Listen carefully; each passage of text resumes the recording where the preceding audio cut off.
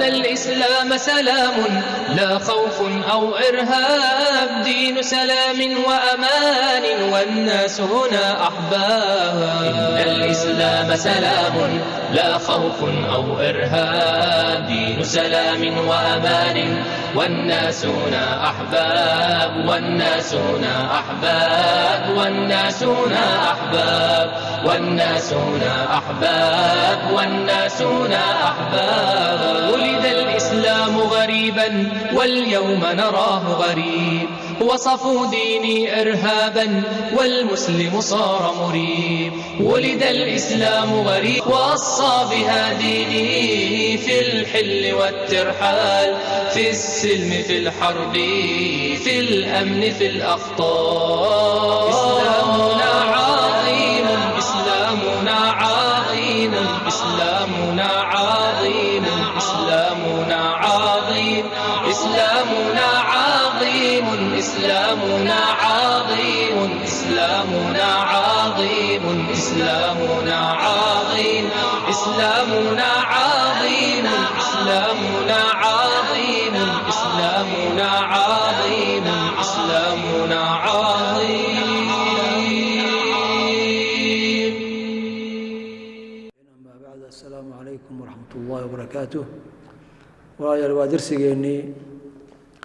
17aad oo ka mid ah duruustii aan ku sharxaynay manhajka dacwiga ah ama manhajka caqadiga oo dacwiga ah oo ay leedahay jamaacadda ictisaam bilkitaab wa sunna. waana darsigeennii ugu dambeeyey insha allahu tacaala. wuxuuna ka hadli doonaa darsigaani masalada ku saabsan baabka 16aad oo ah baabka ugu dambeeya manhajka, oo ka hadlaya zaadka iyo sahayda ay u baahan yihiin dadka ducaadda ah oo runtii ah tixgelinteeda leh. laakiin intaan ka hadlin xoogaa laba noqdo meelahaas aan darsigii hore shalay aan soo marnay aan ka dabageynayaa. mid waxaa weeye marka la leeyahay imaamka ayaa iskale masalada jihaadka iyo shaqadeeda. kelimadda imaam macnaheedu inay ammaan tahay keliya ma aha. waxaa weeye imaam macnaheedu waa madax. marka qofku ha noqdo faasiq, ha noqdo faajir, ha noqdo wax kale, madaxdu marka waxay noqdaanba kelimadda imaam la yidhaha in loo isticmaalaa wax xaraj ah oo carabi ah ama luqawi ama sharci ah ma laha. bal maaragtay ilaahi subxaana wa tacaala gaalo ayuu ku magacaabay inay a'imo yihiin. marka middaas waa in la fahmaa. tan kale waxaa weeye sida aan soo sheegnay jihaadka iyo silmiga iyo xarbiga muslimiinta, maadaama muslimiintu guud ahaan leeyihiin, gaar ahaan ayagoo madaxdooda iyo shuuradooda iyo ahlu xalli wal caqdigooda ay ka tarjumahayaan ee halkaas soo marayso. arrimahaas anagoo fiirinayna waxyaalaha runtii keenay in culummadu ay maaragtay maxaanku ay diidaan tasarufaadka iyo sida khaldan oo kooxaha qaarkood ay maanta jihaadka u tarjumahayaan, oo yani dhibaato inay soo kordhiyaan maahan aysan xal iyo wanaag aysan keenaynin. ayagoo dana gaara wata ama aragti gaara ka tarjumahaya ama barnaamij gaara fulinaya inay ummaddii dagaal geliyaan. marka walidaalika annagu dagaalkooda in la galo ama lagu kaalmayo ma qabno, sababtoo ah dagaal ummadda ka tarjumahaya himiladeeda ama danaheeda u adeegahaya ma ahee waa dagaal ay bilaabeen dad ayagu barnaamij gaara wata oo magac gaara leh oo meel gaara ku xiran, oo marka ayaga iyo cidda isdagaalayaan bay ka dhaxaysaa. ummadduse barnaamijkooda gaarka inay yeeshaan ayaa loo baahan yahay. walidaalika yani cilladda odhanaysa waddankii maalan soomaaliya oo kale ayaa la soo galay ilaa akhirihi, hebel baa soo galay. su-aashu waxaa weeye horta waxaa inay soo galaan yaa u sabab ahaa, yaa keenay. tan kale waxaa weeye maxay raadinayaan, maxay rabaan. marka waddankan dadkii lahaa oo soomaalida ah oo magacaas lahaa oo muslimiinta ahaa, awooddoodii waa lagala wareegay, magacoodii waa lagala wareegay, salaaxiyaadkoodii iyo batoorigii ay lahaayeen waa lagala wareegay, taladii waa lagala wareegay. marka waddan aysan talo ku lahayn oo waxa ay rabaan aysan ka fulaynin, oo ayagu ujeeddadooda aysan ka soconaynin inay maaragtay mas-uuliyadda qaadaan wax macquula ma aha cadaaladna ma aha marka wadanka Soomaaliya iskale magacaas dadka muslimiinta ayuu ku magacaaban yahay laakiin haddii magac kale la siiyay oo cid kale ay la wareegtay haddii cid kale la wareegtay ayada mas'uuliyadda qaadaysa marka in la yiraahdo maxaan ku rahaa maxaa loo safan waayay maxaa loo khilaafsan yahay maxaa loo taageeri waayay waxa keenay waxa weeyaan muslimiinta meel aysan hubin oo wax ka socda aysan garanaynin mashruuc aysan falanqayn oo gacanta aan lagu hayn oo aan la maamulaynin oo barqacad aan laga niqaashaynin in muslimiinta dhiigooda iyo maalkooda iyo wadankooda loo afduubo ama loo hogaamiyo oo maaragtay laga dhigo shidaal muslimiintu yani ruuxoodii iyo naftoodiiba iyo maalkoodiiba uu shidaal u noqdo barnaamij aan xaqiiqadiisa iyo dhabtiisa aan la ogeyn meesha ku dhammaan hayaan runtii aan la qiyaasi karin marka midda diini ahaan wax xaq ummadda loogu leeyahay inay nimanka daba gasho oo dhiigeeda ay maarta ku bixiso barnaamij aan sax ahayn oo sharci ahaan aan loo falanqaynin intaas oo dagaal oo lagu jabahayo intaas barnaamij oo ka sii darahaya ummadda laguma kharash garayn karo waxa la weydiiyay al-imaam Ahmad bin Hanbal rahimahullah ta'ala waxa la yiri ninka jabkiisu badan yahay oo taladiisu xun tahay malala jihaadahaya iyo mala raacaya wuxuu yiri maya la raaci ma ayuu yiri marka maaragtay waa ninkaas waliba laga yaabo in ummadda u daneynayo laakiin nin asagu dakana uu soo galay iyo mushkilo asaga haysata doonaya in ummadda ku dhaxalisto arrinkaas cadaaladna ma aha anagu haddaan culimadan ahay jamaacadan ahana in ummadda aan halkaas gelino oo faylkaas la galo oo barnaamijkaas ummadda ay ku halaagsanto anagu waa diidanahay diin ahaan arrin sax ah ma aha marka in la fahmo mowqifkaas ayaan jeclaan lahayn meesha u dambaysa oo ku saabsan manhajkeena waxa weeye dacwada waa mas'uuliyad aad u culus waa mas'uuliyadii ambiyada waa xilkii loo dooran jiray dadka noocaas oo sharafta badan oo sifooyinka wanaagsan leh walidaalika cidii doonta inay wadadaas qaadahay waa inay diyaar noqoto waa inay sifooyinkii loo baahnaa la timaado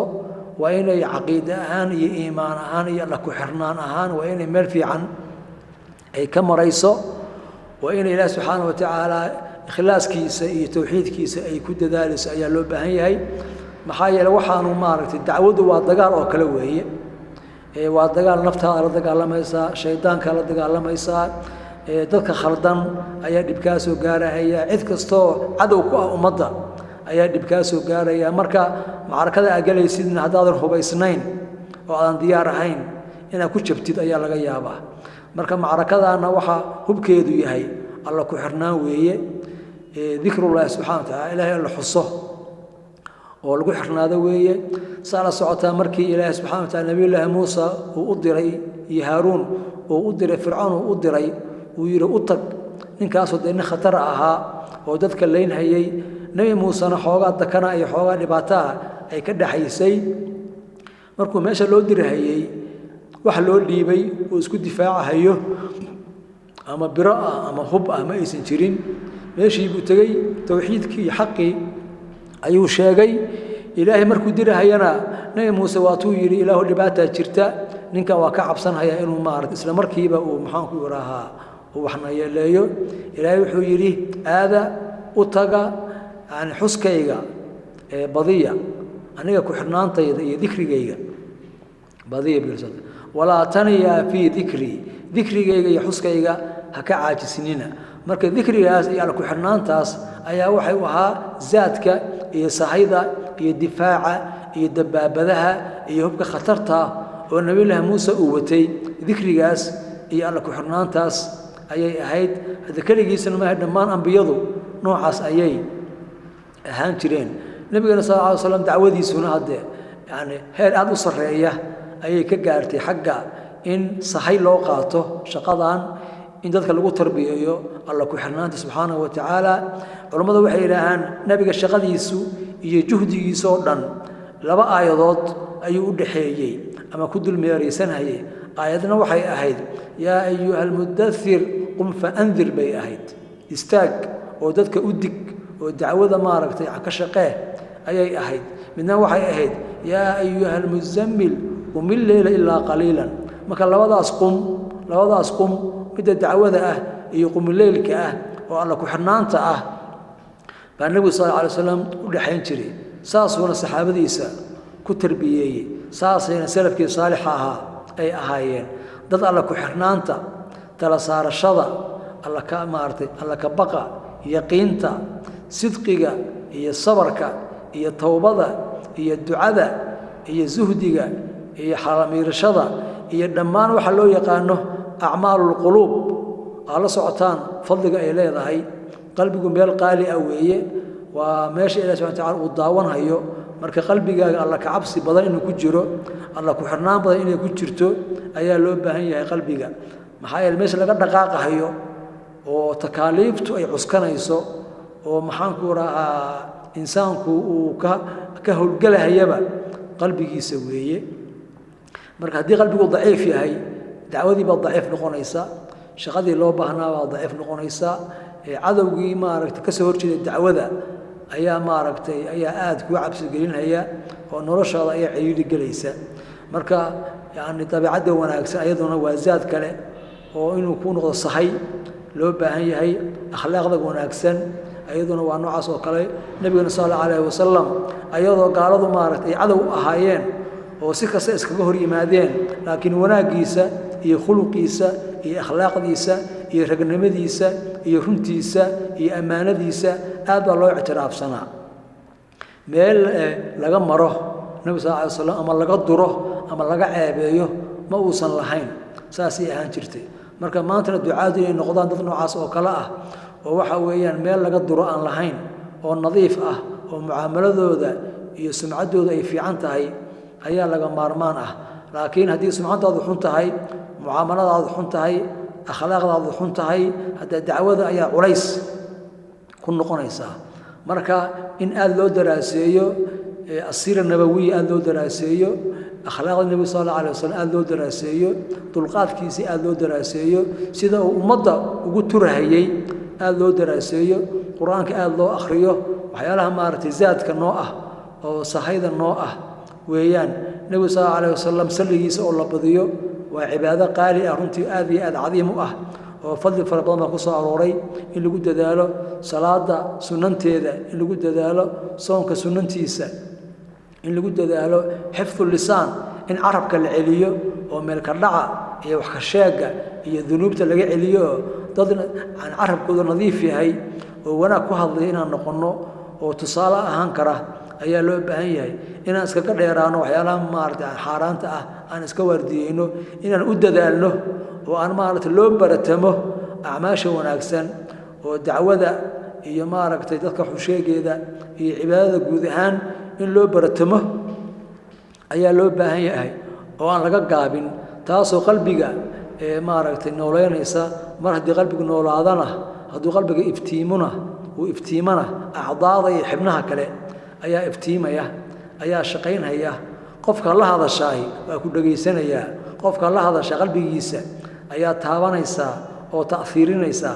laakiin haddii qalbigaagu uu angagan yahay haddii qalbigaagu uusan maaragtay uusan nuur ka baxaynin taasiirka hadalkaaga ayaa iska yaraanaya nabigana sallallahu alayhi wasallam garanaysaan siduu ahaa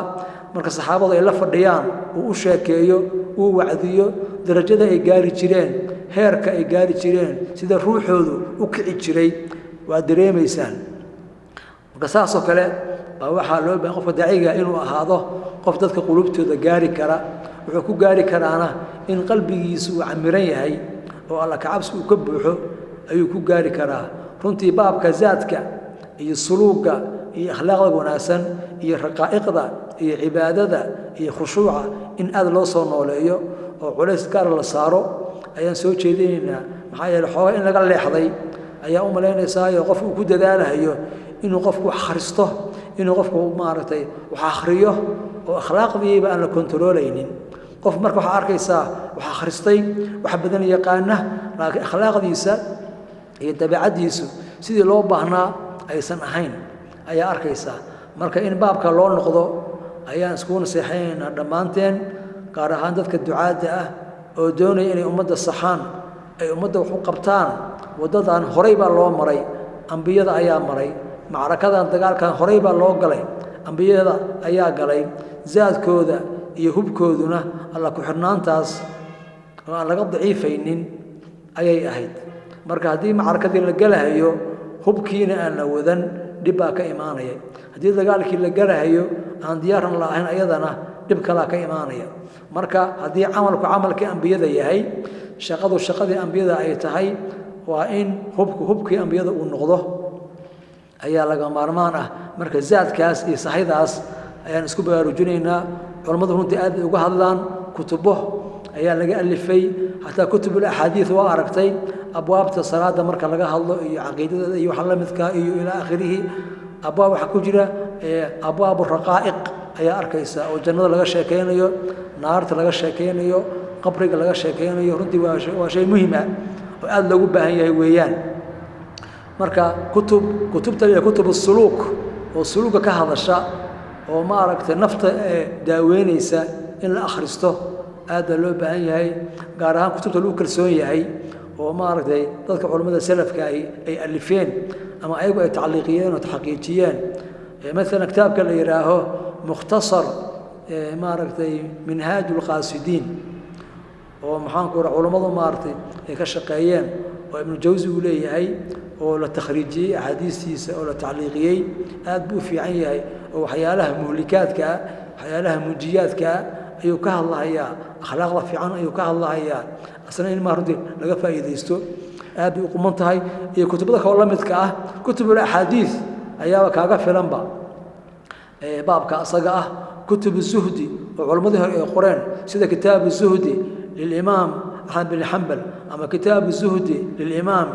عبد الله المبارك أو كله أي رنت لقى فائدة سنكرة أي وحلمت كأه مركب باب كان وباب رنت مهمة لكن لو بهي هي إنسي سلف النماء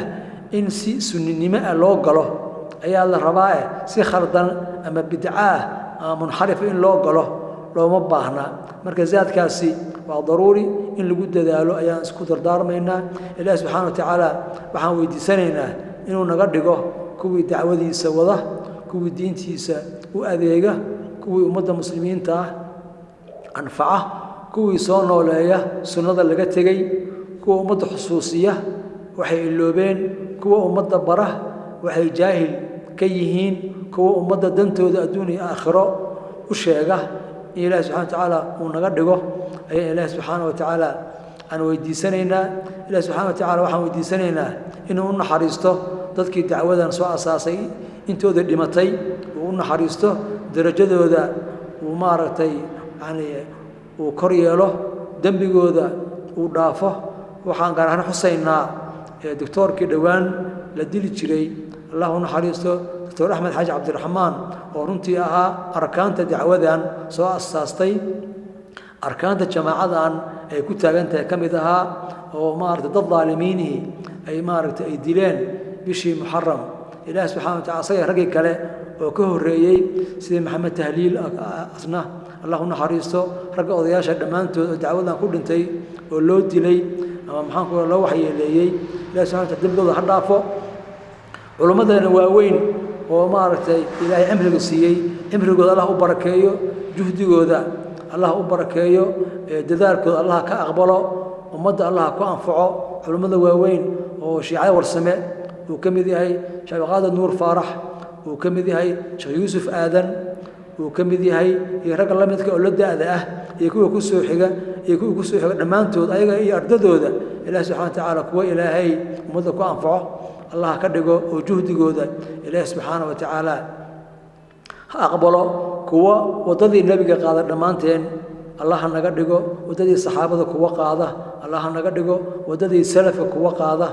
allah ha naga dhigo fitnada iyo dhibaatada allah ha naga saaro ummaddeena muslimka guud ahaan gaar ahaan soomaalida dhibka haysta allah ha ka qaado fitnada iyo imtixaanka iyo khilaafka iyo fawdada allah ha ka saaro deganaansho iyo dowlad iyo diin maaragtay isku qoofalan oo isku maaragtay maxaan ku waraa isku dhex jira allah ha siiyo makriga cadowga iyo hagardaamadiisa allah ha ka badbaadiyo dumarkeenna iyo dhammaan mujtamaceena bulshadeenna allah noo hagaajiyo oo maaragtay dacwada iyo khayrka allah gaarsiiyo jamaacaadka dacwiga ah oo diintan u khidmaynaya allah iswaafajiyo allah khilaafka ka saaro inay isku maaragtay isku wado qaadaan oo istaakuleeyaan oo maaragtay isdhammaystiraan oo iskaabaan allaha fahamsiiyo saasna allah ka dhigo awooddii asagaa iskale cilmiga asagaa iskale raxmadda ilaahay subxaana wa tacaala asaga ayaa iskale ilaahay kuwii dacwadan maaragtay aan ku noolaada oo ku dhinta oo ku janno taga allah naga dhigo wixii noo dhammaystirmay allah naga aqbalo waxa noo dhiman ilaahay subxaana wa tacaala ha noo dhammaystiro dacfiga iyo kala daadsanaanta allah naga saaro diinta iyo sunnada iyo tawxiidka allah quweeyo ummaddeena kuwa baadiyeesan allah soo hanuuniyo kuwa aan maaragtay weli dacwada fahmin allah fahamsiiyo allahuma xabib ilayna aliimaan wazayinhu fii quluubina wakarih ilayna alkufra walfusuuqa walcisyaan wajcalna